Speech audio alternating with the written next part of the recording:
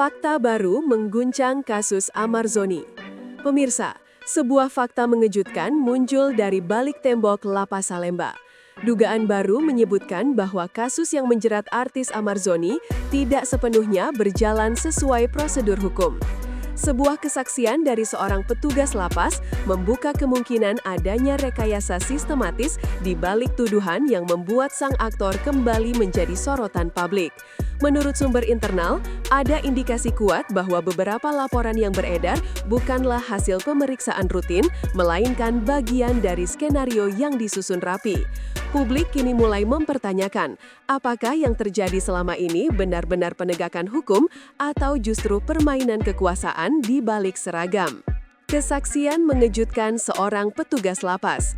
Sebuah pengakuan datang dari seorang petugas wanita yang telah 5 tahun bertugas di Lapas Salemba.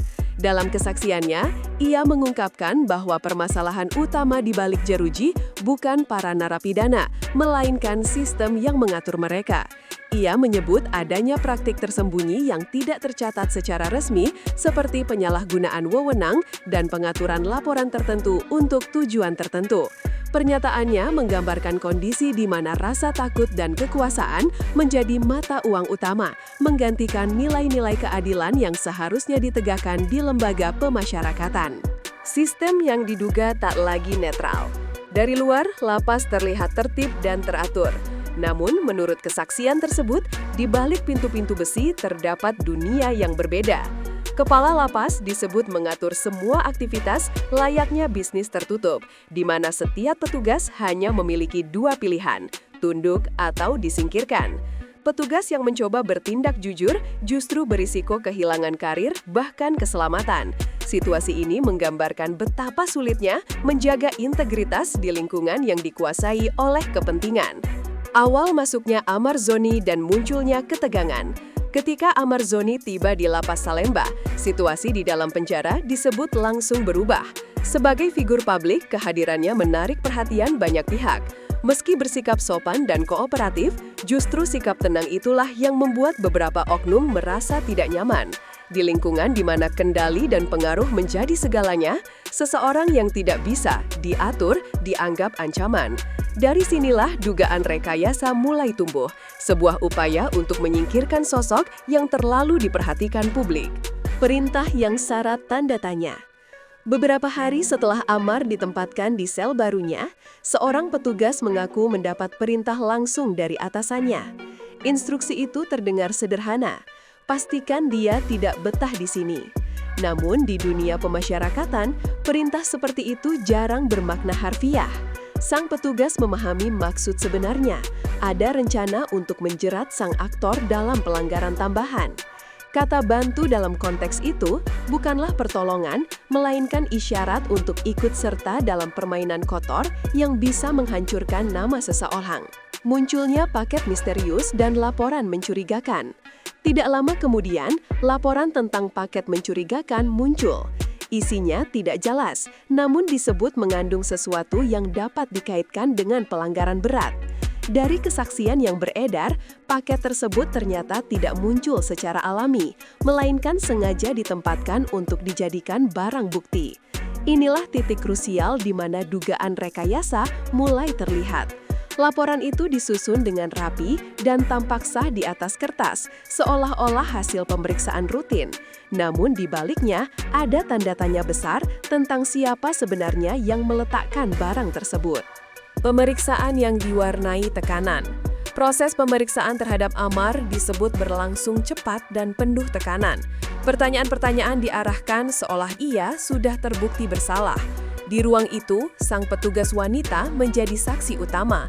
Meski dalam hatinya ia tahu semua yang terjadi tidak seperti yang tertulis di laporan. Reaksi Amar pun mencuri perhatian. Ia tidak marah, tidak membantah dengan emosi, hanya mengatakan satu kalimat sederhana, "Kau tahu itu bukan punyaku."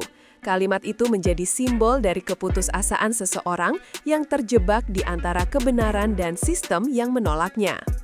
Upaya pemindahan dan tanda bahaya. Beberapa hari setelah laporan tersebut keluar, Amar disebut akan dipindahkan ke lembaga pemasyarakatan dengan tingkat keamanan lebih tinggi. Prosesnya berjalan terlalu cepat, menimbulkan kecurigaan bahwa ada pihak yang ingin segera menutup kasus ini. Namun sebelum pemindahan dilakukan, muncul kabar bahwa perintah tersebut mendadak ditunda. Disebutkan bahwa pihak luar, termasuk kuasa hukum dan keluarga, mengajukan keberatan disertai bukti baru yang menunjukkan adanya rekayasa laporan. Sejak saat itu, suasana di dalam lapas menjadi tegang dan tidak menentu. Hilangnya rekan dan bukti rahasia. Tak lama setelah penundaan itu, salah satu petugas bernama Rangga yang disebut mengetahui terlalu banyak tiba-tiba menghilang. Keberadaannya tidak pernah dikonfirmasi, dan semua petugas memilih diam. Namun, petugas wanita yang menjadi sumber utama berita ini menemukan rekaman CCTV lama yang menunjukkan proses penjebakan tersebut, termasuk keterlibatan beberapa orang di dalamnya. Rekaman itu menjadi kunci yang bisa membongkar seluruh rekayasa. Tapi sejak saat itu, ia pun mulai merasa diawasi dan menjadi target berikutnya. Pengakuan viral dan reaksi publik. Beberapa waktu kemudian, sebuah video pengakuan dari petugas wanita itu tersebar luas di media sosial.